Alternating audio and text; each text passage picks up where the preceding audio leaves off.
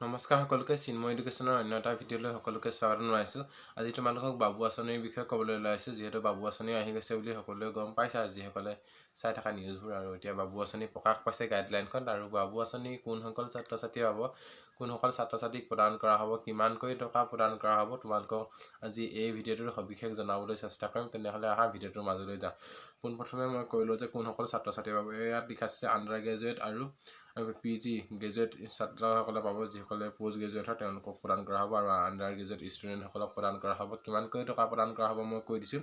যিসকলে UG under graduate হয় তেওঁলোকক 1000কৈ টকা দৰমহা প্ৰদান কৰিব, আৰু যিসকলে পোষ্ট গ্ৰেজুৱেট হয় তেওঁলোকক 2000কৈ টকা দৰমহা প্ৰদান কৰিব। আৰু টোটেল হ'ব পোষ্ট গ্ৰেজুৱেটসকলৰ বাবে 20000 আৰু আণ্ডাৰ গ্ৰেজুৱেটসকলৰ বাবে 10000। আৰু কিমান টকা থাকিব লাগিব, মানে কিমান বাৰ্ষিক উপাৰ্জন থাকিলে এই স্কলাৰশ্বিপটোৰ বাবে যোগ্য বুলি বিবেচনা কৰা হয়। ইয়াত লিখা আছে যে 4 লাখ বা 4 লাখতকৈ তলৰ বাৰ্ষিক উপাৰ্জন হোৱা পৰিয়ালৰ ছাত্ৰসকলে এই স্কলাৰশ্বিপটো লাভ কৰিব।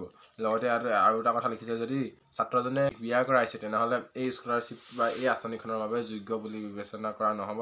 আৰু যিসকলে UG ফাৰ্ষ্ট ইয়েৰ হয় তেওঁলোকক আৰু এটা কথা ইয়াত উল্লেখ কৰা আছে যে তেওঁলোকৰ বাবে বাণীকান্ত কাকতি এৱাৰ্ড যদি লৈছে, তেওঁলোকক যিসকলে মানে বাণীকান্ত কাকতি এৱাৰ্ড লৈছে তেওঁলোকৰ এই স্কলাৰশ্বিপটোৰ বাবে যোগ্য বুলি বিবেচনা কৰা নহ'ব। আৰু যিসকল ছাত্ৰ পোষ্ট গ্ৰেজুৱেট হয় তেওঁলোকক এই স্কলাৰশ্বিপটো প্ৰদান কৰিব। কিন্তু কোনসকলক প্ৰদান কৰিব?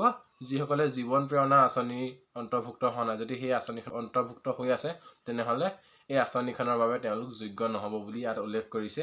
আৰু ছাত্ৰজন অসমৰ স্থায়ী বাসিন্দা হ'ব লাগিব। আৰু পে'মেণ্ট কেনেদৰে প্ৰদান কৰে?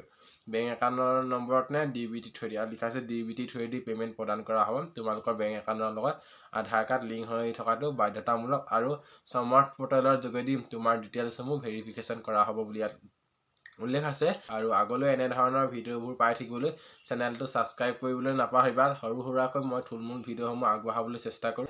আজিলৈ আহিছোঁ, পুনৰ লগ পাম নতুন এটা ভিডিঅ'ৰ সৈতে। ধন্যবাদ।